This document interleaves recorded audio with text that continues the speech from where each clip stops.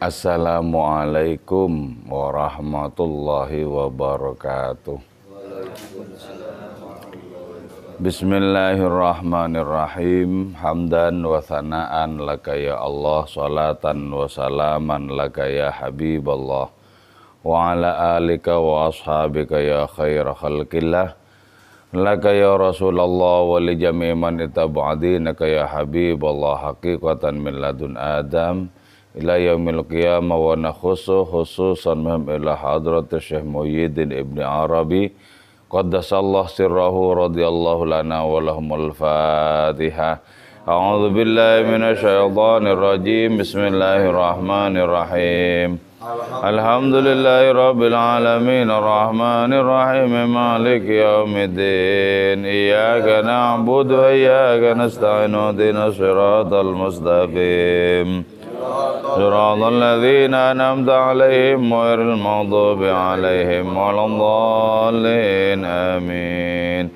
Litaqarrubina ila Allah ta'ala limahabbatina ila Rasulillah sallallahu alaihi wasallam, li salamatina fid din wad dunya wal akhirah, li qada'i duyunina, li qada'i hajatina min hawaijid dunya wal akhirah, li taysiri arzaqina halalan thayyiban mubarakan katsiran wasi'an, li sihhati jasadina wa qulubina, li shifaa'i amradina zahiran batina, li daf'il balaya wal mihan wal fitan wal amrad wal asqam, li manafina li masalihina, li ahli baitina wa auladina dzurriyyatina wa jiwarina wa asdiqaina wa jami'il muslimin wal muslimat wal mu'minin wal mu'minat al ahya'i minhum wal amwat, wa li'izil islam wal muslimin bijudika ya Allah, bi syafaati nabiyyika ya Allah, bi barakati awliyaika ya Allah, bi asraril Fatihah. A'udzu billahi minasy syaithanir rajim. Bismillahirrahmanirrahim. Alhamdulillahi rabbil alamin arrahmanir rahim maliki yaumiddin. Iyyaka na'budu wa iyyaka nasta'in ihdinas siratal mustaqim. Siratal ladzina an'amta 'alaihim ghairil maghdubi 'alaihim waladdallin. Amin. Alhamdulillahi rabbil alamin. Hari ini kita akan melanjutkan kajian tentang Kanjeng Rasul Muhammad sallallahu alaihi wasallam. Poin tentang adanya keterhubungan antara Allah, laki-laki dan perempuan. Kemarin disebutkan bahwa sesungguhnya tidaklah seorang laki-laki itu mencintai Allah Ta'ala kecuali karena si laki-laki itu memiliki keserupaan, kemiripan rupa rohani dengan Allah. Dan tidaklah perempuan mencintai laki-laki kecuali si laki-laki itu merupakan asal usul dari si perempuan. Nah, karena itu ketika laki-laki mencintai perempuan, itu sesungguhnya sedang mengejawantahkan model cintanya Allah kepada si laki-laki.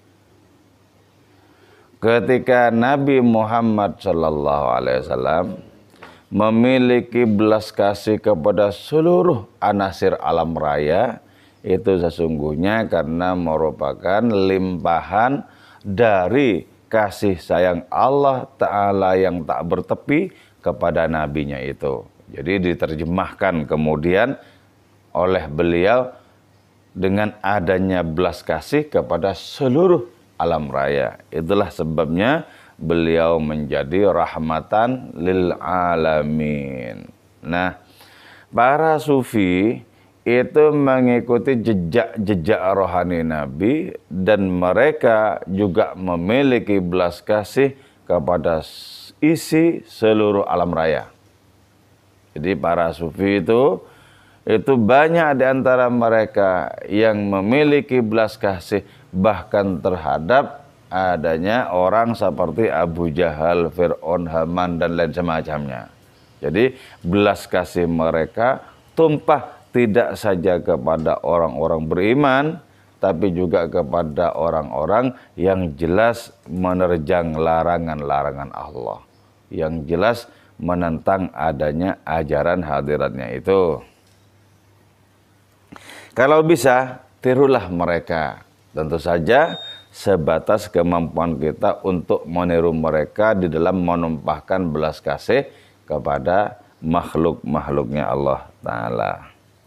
Oke, sekarang kita lanjutkan tentang adanya hubungan antara laki-laki dengan perempuan di dalam ikatan pernikahan. Qala al-musannif rahimahullah ta'ala wa nafa'ana bi'ulumihi wa madana bi'asrarihi wa fadha alaina min barakatihi wa bikum amin. Bismillahirrahmanirrahim. Walamma ahabba, dan setelah mencintai ar-rajul, siapa seorang laki-laki, al-mar'ata terhadap perempuan, talaba, maka menginginkan itu rajul al-wuslata terhadap adanya ketersambungan, artinya wayatal wuslatih, adanya puncak ketersambungan, allati takunu, yang ada itu lati fil mahabbati, dalam cinta. Dia setelah laki-laki itu mencintai perempuan, maka sebagaimana karakter dari cinta itu mempertemukan. Jadi karakter cinta itu diantaranya adalah mempertemukan antara pecinta dengan kekasih. Nah, setelah laki-laki itu mencintai perempuan, maka si laki-laki itu memiliki keinginan yang kuat agar tersambung. Agar tersambung secara hakiki. Nah, ketersambungan secara hakiki antara laki-laki dan perempuan adalah pertemuan antara sifat jalaliyah Allah dan sifat jamaliyahnya, antara sifat kelaki-lakian Allah dan sifat keperempuanannya. Jadi menginginkan adanya ketersambungan yang hakiki. Ketersambungan. Nah, cinta itu memiliki tugas untuk mempertemukan itu. Mempertemukan itu. Nah, karena itu falam yakun, maka tidak ada fi suratin nas'atil unsuriyati, dalam berupa adanya pertumbuhan unsur-unsur ini ya. Ini yang dimaksud dengan unsur itu ya, itu alam jisim ya. Alam jisim. Jadi kita ini kan terdiri dari unsur api, tanah, air, udara ya. Falam yakun, maka tidak ada fi suratin nas'atil unsuriyati, di dalam merupa pertumbuhan yang bersifat unsuri, a'zamu, adapun lebih agung, waslatan ketersambungannya, minan nikahi, dari nikah. Jadi ya, yang mempertemukan secara benar antara pecinta dengan kekasih itu ruhnya adalah cinta, mekanismenya adalah pernikahan. Pernikahan. Jadi di sini di bab tentang Kanjeng Rasul itu, pernikahan itu dibahas itu secara filosofis. Artinya apa? Bukan hanya pertemuan di antara dua insan untuk hidup satu rumah sebagai rumah tangga. Tidak itu saja. Tapi mempertemukan adanya dua sifat keilahian. Nah, karena itu pernikahan itu sangat sakral. Sangat sakral. Jadi bukan hanya menyongsong aktivitas fisik yang nikmat dirasakan. Bukan hanya itu. Tapi selebihnya terutama adalah menyongsong adanya aktivitas rohani yang sangat menyenangkan. Walihada, dan karena ini, ta'ummu syahwatu ajza'ahu kullaha. Ta'ummu, mencakup asyahwatu, apa syahwat, ajza'ahu, kepada bagian-bagian itu rajul, kullaha, semuanya itu ajza. Nah, karena itu ketika lewat pintu cinta, lewat sarana cinta dan pintu pernikahan, kemudian suami istri itu melakukan hubungan badan, maka di saat itu syahwat itu dirasakan kenikmatannya oleh seluruh badan. Oleh seluruh badan. Jadi itulah sebabnya, alasannya ya. Walidzalika, dan karena itu umira bil ightisal minhu, umira diperintahkan itu rajul, kullun minar rajul wal mar'ah, masing-masing itu bil ightisal dengan mandi, minhu lantaran itu adanya jima. Jadi ya, kenapa orang itu keluar sperma ya, keluar sperma setetes dua tetes, kok wajib mandi besar? Kenapa orang BAB itu yang sebesar itu kok tidak wajib mandi besar? Nah, itu alasannya ya. Karena ketika orang itu mengalami orgasme dalam hubungan suami istri, seluruh badannya itu merasakan nikmat. Dan karena itu kemudian muncul perintah untuk mandi besar. Muncul perintah untuk mandi besar. Itu alasan yang pertama ya. Fa'ammat, maka mencakup at-taharatu, apa itu bersuci, kama amma, sebagaimana mencakup al-fana'u, apa itu kefanaan, fiha, pada itu mar'ah, inda husulis syahwati, ketika munculnya itu syahwat. Jadi ketika orang laki-laki mencapai orgasme, ketika perempuan mencapai orgasme, itu seluruh dirinya itu seolah-olah menjadi tidak ada dari saking nikmatnya. Seluruh dirinya seolah-olah pingsan dari saking nikmatnya. Jadi karena itu kemudian wajib mandi besar itu. Itu yang alasan yang pertama. Yang kedua, fa innal haqqa, karena sungguhnya Allah Subhanahu wa taala yang Maha benar, wa yurun, ialah Maha pencemburu, ala abdi, atas hambanya, ayyataqida, hendaknya meyakini itu hamba, anna, sungguhnya itu hamba, yaltadzu, ialah merasa nikmat, bi ghairihi, dengan selain Allah. Jadi Allah itu Maha pencemburu kepada hambanya, itu Maha pencemburu. Jangan sampai si hamba itu merasa menemukan kenikmatan di selain Allah. Betul ya? Jadi karena itu, ini adalah pelajaran penting bagi diri kita, bahwa kita menikmati segala sesuatu, termasuk menikmati makanan, minuman, berbuka, hakikatnya kita menikmati Allah. Tapi tersambungkah hati kita kepada Allah ketika itu? Nah, ini yang menjadi persoalan ya. Ketidaktersambungan itulah persoalannya.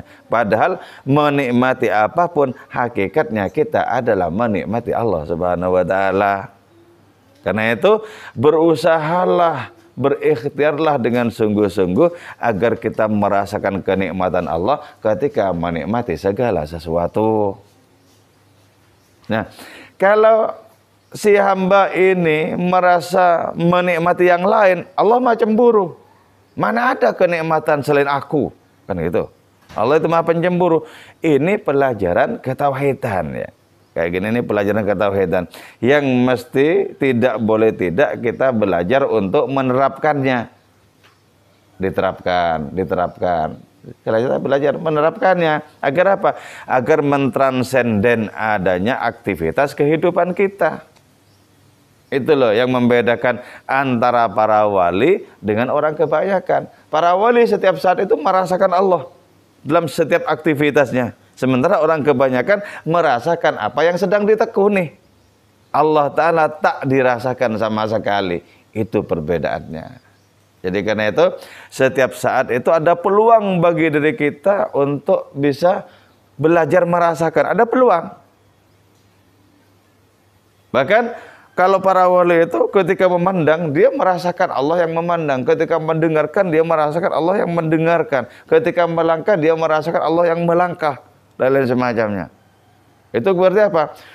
Keseluruhan dirinya itu ya, terinternalisasi ke dalam kemahaan Allah Ta'ala. Dan itu dirasakan sedemikian nyata. Sedemikian nyata. Jadi ibadah itu dalam konteks seperti ini adalah seluruh aktivitas kita itu ibadah. Kalau begitu. Tapi kalau tidak nyambung, bahkan sholat pun bisa saja bukan ibadah karena tidak nyambung itu. Jadi ini pelajaran tentang bagaimana kita menciptakan koneksi dengan Allah Subhanahu wa taala lewat berbagai macam aktivitas yang kita tekuni sehari-hari. Sejatinya kita itu dilingkupi oleh Allah taala. Tapi kenapa begitu tidak mudah untuk merasakan dilingkupi itu? Jadi ya, Allah Ta'ala maha pencemburu kalau sampai si hamba itu merasakan kenikmatan selain Allah. Jadi kalau hubungan suami istri ya, itu tidak tersambung baik hati laki-laki maupun perempuan kepada yang maha nikmat itu, maka di situ yang terjadi adalah apa? Aktivitas jasad belaka. Sama seperti orang sholat dan hatinya nggak nyambung. Itu seperti aktivitas jasad belaka. Amal yang tanpa roh. Amal yang tanpa roh. Sementara seluruh aktivitas para wali, seluruhnya adalah roh semata. Betapa sangat beda. Di sini letak perbedaannya. Fataharahu bil ghusli liyarji'a bin nadhra ilai fi man faniya fihi. Fatahara, maka mensucikan itu hambahu kepada Fatahara, maka mensucikan itu Allah Ta'ala kepada itu hamba bil ghusli, dengan adanya mandi, liyarji, agar kembali itu hamba bin nadhari, dengan memandang ilahi, kepada itu Allah Ta'ala. Jadi Allah Ta'ala memerintahkan orang yang junub itu karena hubungan suami istri itu diperintahkan untuk mandi. Agar apa? Agar padang lagi, agar gamblang lagi, terang lagi penglihatannya kepada Allah Ta'ala. Semula ditutupi oleh adanya kenikmatan hubungan dengan istri, ditutupi oleh rupa istri itu, sehingga tidak tembus penglihatannya kepada Allah Ta'ala. Nah, karena itu kemudian Allah Ta'ala memerintahkan untuk mandi besar. Agar apa? Agar pulih kembali. Tapi tidak setiap orang yang membesar pulih kembali penglihatannya kepada Allah Ta'ala. Tidak. Buat apa banyak ya, orang mandi besar tidak juga juntrung penglihatannya kepada Allah Ta'ala. Jadi itu artinya apa? Yang perlu ditekankan adalah mandi hakikat. Mandi hakikat itu adalah bersih-bersih diri dari apapun yang selain hadiratnya. Itu namanya mandi hakikat. Mandi hakikat. Karena itu kalau dalam kitab Sirul Asrar itu ada wudhu syariat, ada wudhu hakikat, ada mandi syariat, ada mandi hakikat. Jadi kalau kita berwudhu itu berusahalah untuk juga wudhu hakikat. Kalau kita mandi, berusahalah mandi hakikat. Mandi hakikat itu bagaimana? Kita membersihkan hati kita dari adanya hasrat dan jatuh cinta kepada yang lain. Mandi jebar-jebur sambil mohon kepada Allah Subhanahu wa taala, ya Allah tolong bersihkan hatiku dari apapun yang selainmu.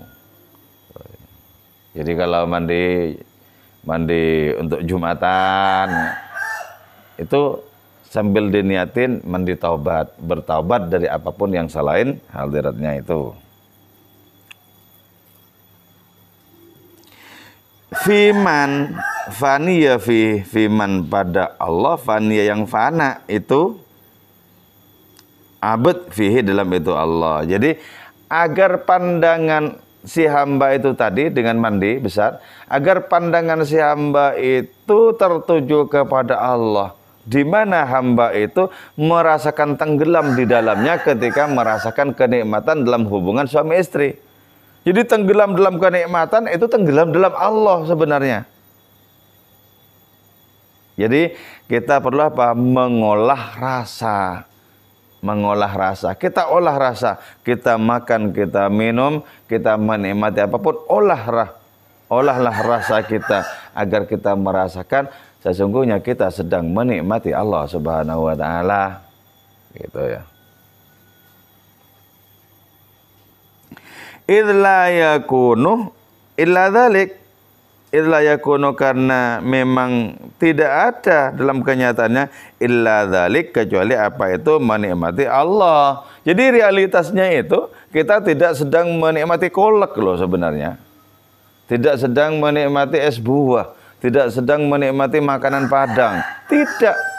Realitasnya memang menikmati Allah itu. Cuman karena kabel rohani pedot-pedot, kabel rohani itu putus-putus, maka yang dirasakan hanya menikmati es buah, menikmati kolak, menikmati masakan Padang. Allah Ta'ala nggak terhubung sama sekali.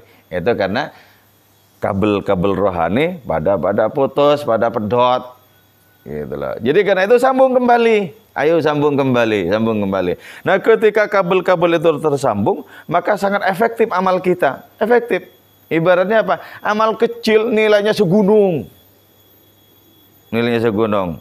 Karena itu coba bayangkan ya. Kalau begitu, Bismillah yang dibaca Kanjeng Rasul sekali saja itu bisa jauh lebih bermutu dibandingkan seluruh ibadah umat manusia di alam raya dari mulai awal sampai akhir.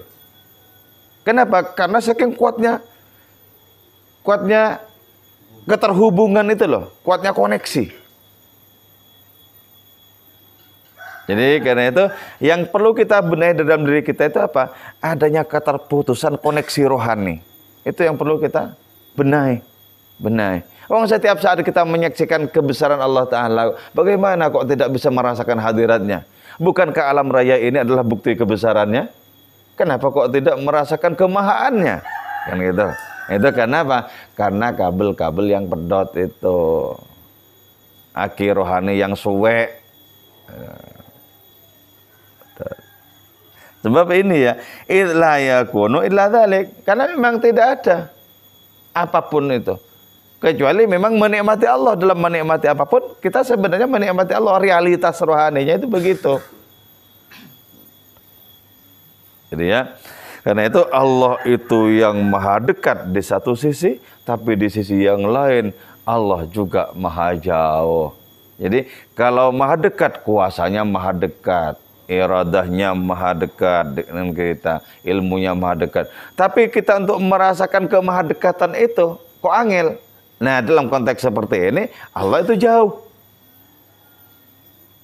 Dan dekat serta jauhnya Allah Ta'ala itu tidak ada hubungannya dengan jarak.